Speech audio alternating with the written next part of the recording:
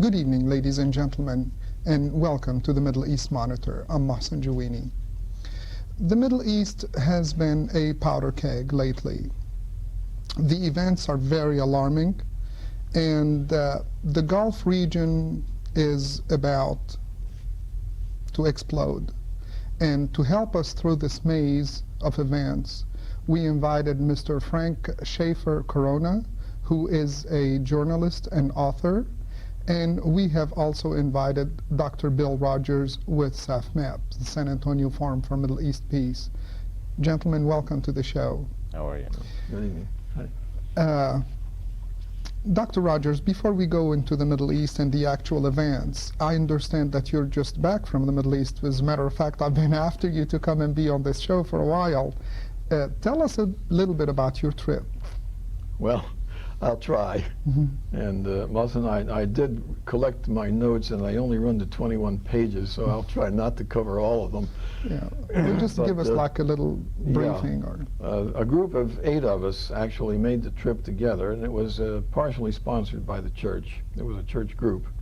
There were 4 from San Antonio, 1 each from Austin, Harlingen, and New Orleans, and 1 from Zaire, who happened to be my son that was able to join us on the trip. Oh, I see.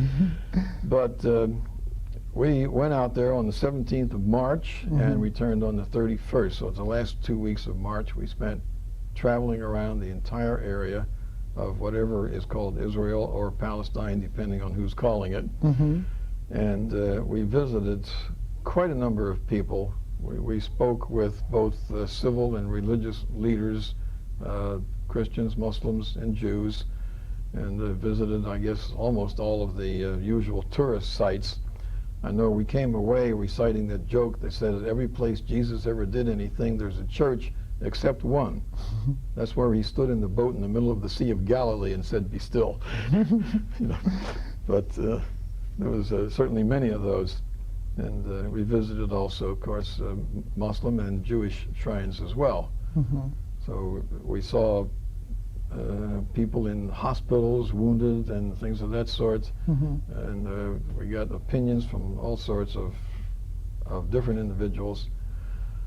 Well, I would say it was overwhelming. 2 weeks, I can hardly think of anything out there that we didn't see, do, or talk to. Tell us a little bit about what was the situation like when you were there? Was the Intifada still going? Oh yes, the Intifada was in full swing, as they say. But my feeling was, as regards the violence, we came away with what you might call a gentle sample. The first thing that happened to us to make us aware of the conflict, in fact, was when we arrived at Ben Gurion Airport. We had been told we would meet a representative of the Near East Council of Churches. We didn't identify anybody like that, and we walked around and saw people holding signs up saying this group or that group or something, you know.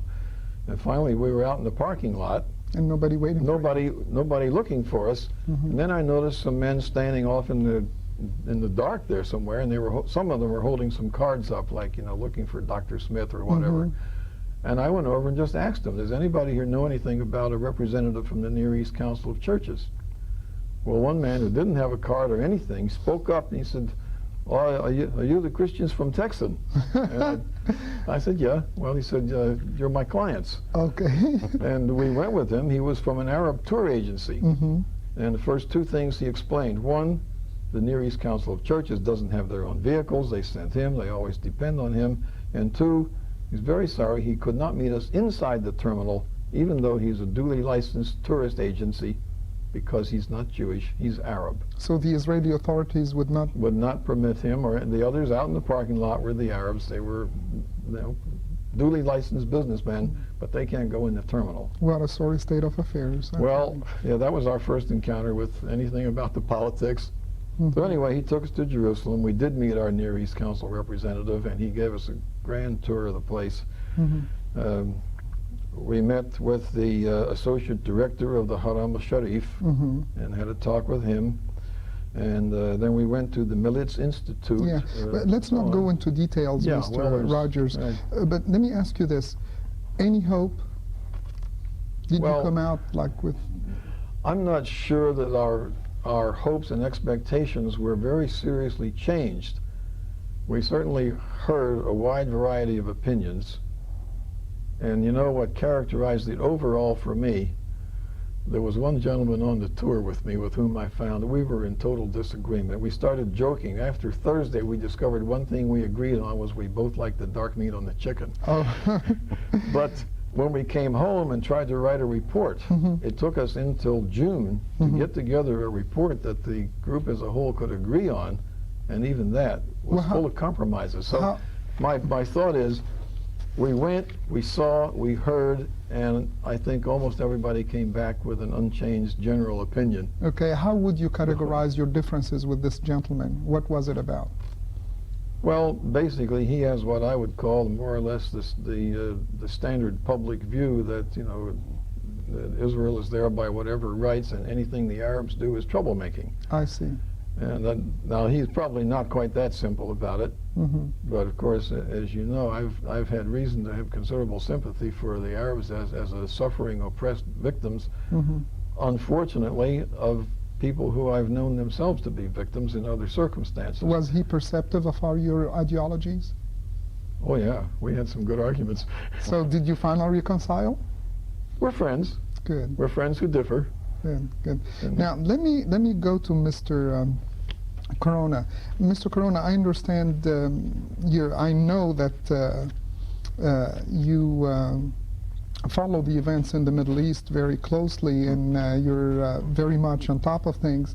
And one thing I understood from you is apparently you were in the Middle East. Were you serving in any capacity, or? At the time, I was a member, elected member of the D.C. Board of Education. That's the District of Columbia, Washington, and got involved in the hostage situation in Iran. I see. But in a rather unique sort of way. A group of us went in March of 1980. We met with the PLO and with Chairman Arafat, and the group was representative of the Chicano movement. If you stop and remember history just a little bit, it can easily be said that the Palestinians are the Chicanos of the Middle East, occupied on their own land. And it was that historical affinity that brought us together, and it was the PLO that then took the diplomatic steps necessary to get the hostages out of Iran alive. And that's interesting. We played a role in that. And that's how you got involved in this? That's how I got involved. In terms of actual participation, I think I've known along with everybody else that that is the central conflict on the planet, and if we can get that one resolved, then we can actually think in terms of peace. Can we consider you an optimist when it comes to the... Up to this point. Up to this point you are. Well, let's move away from all that, and let's try and assess the situation in the Middle East now. You have 23 different armies stationed in the Gulf facing Saddam Hussein and his 1 million man army. And apparently the situation is very, very serious and volatile. What is your assessment of the situation, Mr. Corona? Well, in the first place, it's an Arab conflict. This does not come through on the nightly news too often, but it is an Arab conflict, and I think we should pay more attention to the notion of an Arab solution, which I think would be a negotiated one rather than a military one. The people who live in that region know several things that we don't back here. You know, we think of desert warfare as Rommel's army rushing toward Patton's army on this flat surface, and it's the old shootout at the OK Corral, and whoever wins when the smoke clears is the winner, and it just doesn't work that way. The desert can conceal just as effectively as the jungles of Vietnam. And if it goes to armed conflict, I think the U.S. is in trouble.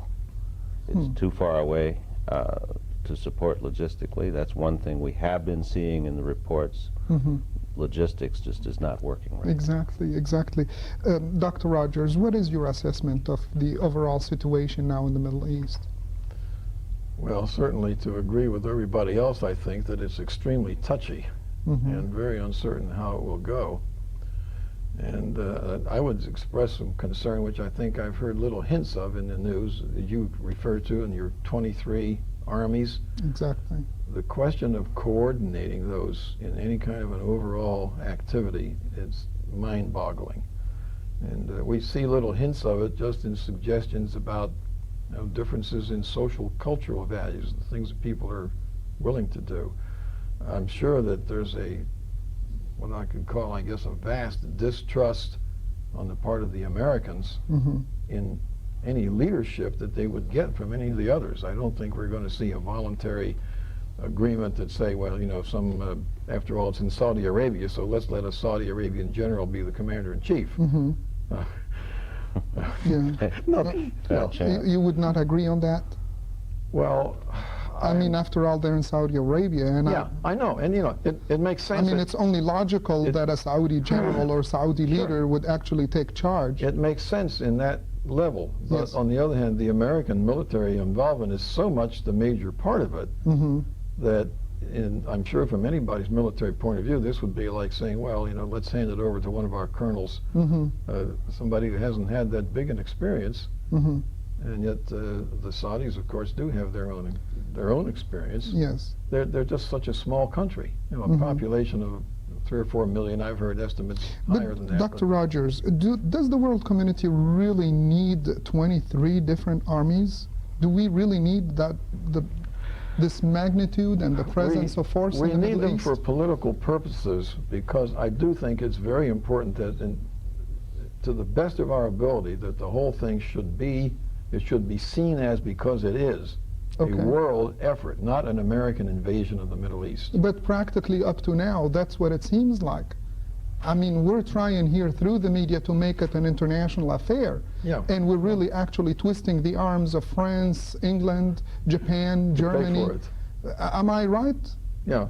Well, am I justified? I'm not sure if we're twisting their arms to participate. We're certainly twisting their arms for money right now, but do you mean also to well, how far should they go, maybe is the question. Everybody at the United Nations was willing to stand up and say, yes, yes, hooray, we're all in it. Where is this now? At the United Nations. Okay, right? Okay. So on that level of simple declaration, yeah, we're all together.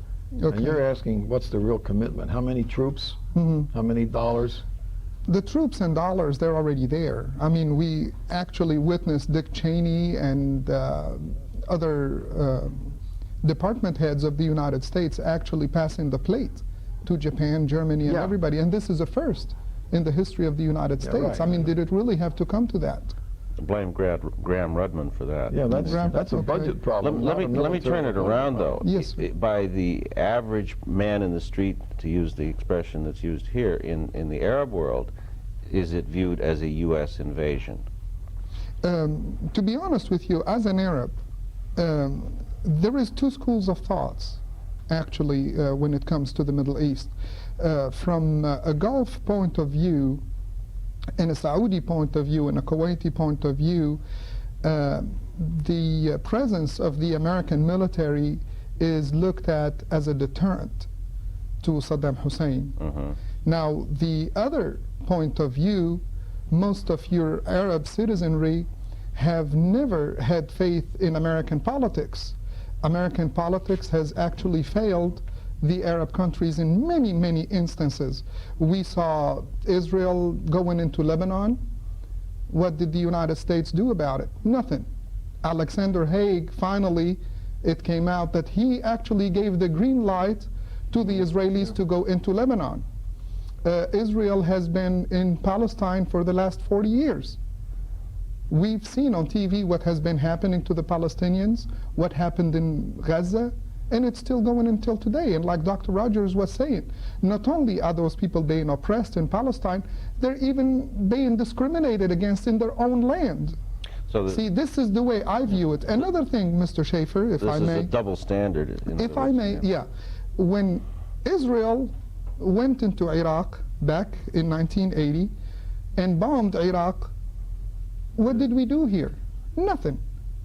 Nothing. And I think that was a flagrant assault by the Israelis on the Iraqi government and the Iraqi people. Actually, they were saying that Iraq was trying to do or build an atomic bomb. Well, Israel actually has the atomic bomb. Iraq, back then and up to now, they subscribed to the International Proliferation Treaty, or the Nuclear Proliferation Treaty. And 15 days prior to the Israeli attack, their facilities were checked by this international organization. Now you look at Israel, Israel is not even a member of the International Nuclear Proliferation Treaty, is not even a member, and they do not allow anybody to visit or inspect their facilities. That's number two. Then the attack on Tunis. President Reagan justified that as a defensive move by Israel, and 2 days later then he came out and he condemned it. Now, when the Arabs look back at the history of the United States and what took place in the Middle East and the Gulf region, how do we expect these people to actually trust us, or even trust us to the tune of putting 260 or 50,000 military personnel, tanks, aircraft carriers, and that type of force amongst them? Precisely, and the thing that bothers me, the net result of this is that there's a new lease on life for the defense contractors, for NATO, for the Pentagon. Not to mention, it is not about lower gasoline prices, it's about higher gasoline prices. I think it's settling off at around $1.50 a gallon. So actually, you see this type of new detente or the new world atmosphere as a blessing or a curse? Well, I don't see anything new about it yet. So from what I understand from you, the new world order is not much different from the old world order. The banks, the oil companies, the defense contractors are making theirs. Yes, yes. And one can have a lot of confidence that whatever happens, they'll come off pretty well. But you know, Mohsen, you mentioned a number of things which I find it hard to believe the American people are still not aware of, and yet that turns out to be the case frequently. So much of this, absolutely blind, one-sided morality of our United States. Well, I think the American people have all the right to be blinded, because what do we see? I mean, the news is 100% biased up to now. Well, no. There are leaks. It's nowhere near as bad as it was 20 years ago. Okay. I mean, I think I can make that comparison. 20 years back, you absolutely could not recognize. In fact, I've said you could look back and you say 20 years ago there were no Palestinians. Now the Palestinians have bad leadership. Okay. That's the kind of news we're getting. Right, they surfaced, but the leadership the Palestinians have regained their identity. They're no longer the terrorists. They're the Palestinians. And if you stop to think about it, as portrayed on television, no matter how biased it might be at the top levels, there's this sympathy for the underdog in this country. It does show. Will ultimately play to their favor. Well, we hope so. Let's hope so. But certainly it indicates that we do need to do some further rethinking about the way our government responds to these things. Meanwhile, Dr. Rogers, where do we go from here, Mr. Schaefer? You have two actual classical armies, one facing the other. Are we on the verge of a war? Well, that's certainly the impression we get on television every night. I hope that we're not. I hope that the civilized notion of talking out these differences can prevail. The bottom line is, and the offer has been made, let's put all of the occupied territories in the Middle East on the same negotiating table: Kuwait, Lebanon, and Palestine. If that happens, I think we can take this crisis and the opportunity that it affords, and we can emerge into the 21st century, a better world. If we go into a war situation, I think it's going to drain the economy of this country. The one chance it has right now for global leadership will pass on to Japan and others. It's that simple. Dr. Rogers, what do you think? What do you think? I think that was pretty well put. And I have been listening or watching, hopefully, for these little signs of what seems like silliness, but I wonder if we can get something out of it. In this fact that here we are, as you say, two massive armies facing each other. It looks as if they're ready, like 1940, the French and Germans were watching each other and somebody fired. But President Bush is invited to send a television message to the Iraqi people over Iraqi television. And then Saddam Hussein is invited to reply. Okay. I think he's not as good a PR man as President Bush is, probably. Well, maybe are we trying to look for a solution? Are we trying to leave room? if this can't turn out to be some little hint, as somebody once said, you know, chemists really won the First World War. Mm-hmm. Physicists won the Second World War. Mm-hmm. Maybe the psychologists can win the Third World War. Just talk each other out of it. Yes. That would be wonderful. Do you really think that talking will do some good? I see a big problem when it comes to dialogue, actually now, between the United States and Iraq. President Bush, to me, has actually not only caged himself, but he also caged Saddam Hussein along with him. And he really did not leave any room for negotiations. He did not leave any leeway. And he did not, I think, leave any room for Saddam Hussein to maneuver his way out of the situation. I hope that's not really going to be true. Well, I Dr. agree Rogers, with you on the way it has gotten started. George Bush reacted with excessive verbal violence. yeah, but He up really to didn't now, need to. up to now, Dr. Rogers, Bush's demands, or President Bush's demands, are a total withdrawal of Iraqi forces from Kuwait and the reestablishment of Right. the legitimate Status quo, government right. of Kuwait, Yeah. which is the emir. Hussein's commitments or Hussein's demands are he is not moving back an inch out of Kuwait, and he is also saying no to the old Kuwaiti dynasty. Yeah. And so where do we go from here? One could deduce from that that they do have something to talk about.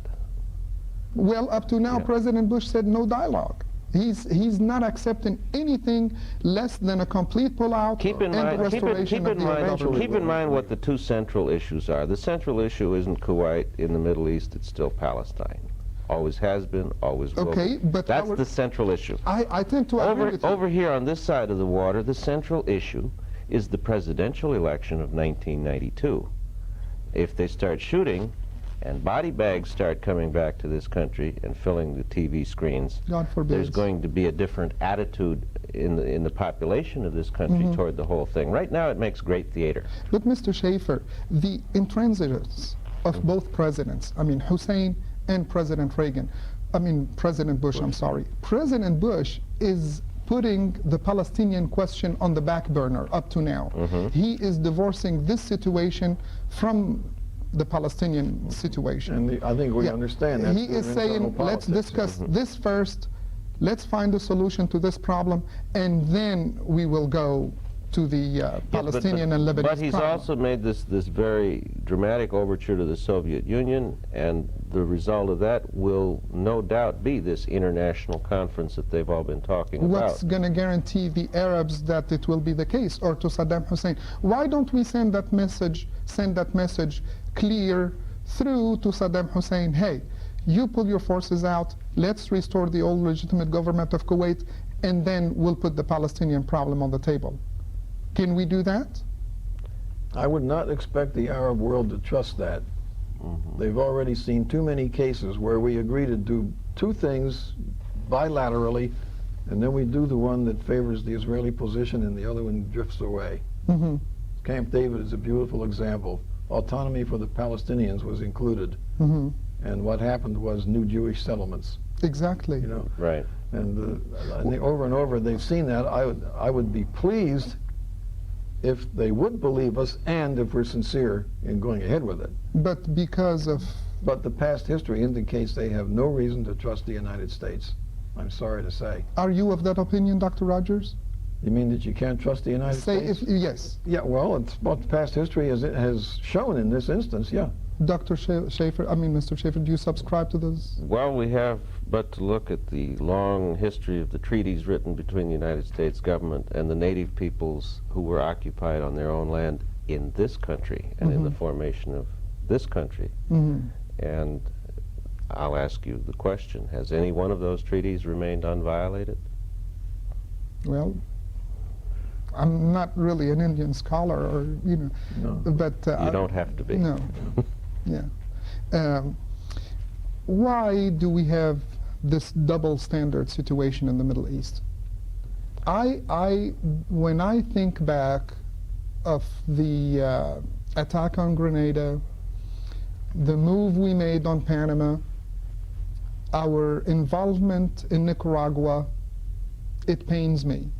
I think we set an example for people like Saddam Hussein and others to take it upon themselves and go about around the world taking over countries, doing whatever they please, and then revert back and say, we did this because of our, how should I put it, Dr. Rogers, because of their interests. Like, say, just the exact same thing Saddam Hussein is using now. Oh, it's the national he interest, went, yeah. right, the national interest of those countries. Key word, so how can lead, I thought it used to be manifest destiny. well, that's a century old now. Yeah. Yeah, but we cloak it under national interest and do whatever we like. What? Well, how can the difference is that Grenada, Nicaragua, and Panama all together didn't have the army that Saddam Hussein has. This time, it's for real. Yeah. What about you, Dr. Rogers? Well, you mean in terms of the actual military problem? I would think this is what bigger I'm really than talking Vietnam. about is the standards we have set for the rest of the world. Yeah, well, it really bothers me. In fact, I remember reacting emotionally and negatively when I heard George Bush say we were going out to Saudi Arabia to defend our principles. Mm-hmm. And I couldn't help think the same principle we defended, like by just literally smashing the city of Panama. Mm-hmm. What is all this for? I would hope that he somehow or other learned the lesson that pure brute exercise of military power doesn't necessarily solve problems, certainly not in the long run. It gives you a little breathing space but makes new enemies for the next round. And there's no way you're going to miss that. So I hope he's got the patience and the imagination to work back to a diplomatic solution. And in spite of all that's been said, I don't mind trying to stick out a reminder that in past occasions there have been times when absolute imperatives have been laid down and you just wait quietly and let the headlines die, and after a while the thing goes away. It does, if you can cool it. So the fact that they've both declared all out, nothing except you surrender is the only alternative, I don't think that's the only alternative. I think he's right. I'll agree there and take it one step further. It's a waiting game, and whoever has the best concept of waiting the thing out through time. Yeah. Mr. Schaefer, let's set a scenario to where, God forbids, a war breaks out. Will there be your old classical type thing, a winner and a loser? Although there's always a winner and a loser. Usually the losers are the civilians in the area. They get killed. The winner is the defense contractors. But in this type of war, I personally see a little bit more than that. I can go as far as thinking that this would be like a detriment to the world economy, Mr. Well, we'll all get a lesson in the kind of lifestyle lived by our forefathers, the pioneers, because they did it without oil. And once again, the world will be without oil. But the way our economy is structured right now, we depend on oil for our survival. Therein lies the element of the crisis. Dr. Rogers, any comments? Well, I can certainly say that if oil is cut off, we'll change drastically in our style of living. But with that note, I'm sorry to cut you short, Dr. Rogers. We're just about out of time, ladies and gentlemen. I want to thank you too for taking the time and be with us here tonight. It certainly has been an experience. Ladies and gentlemen, thank you for watching, and please tune us in next week, same time, same station. Thank you, and peace on earth.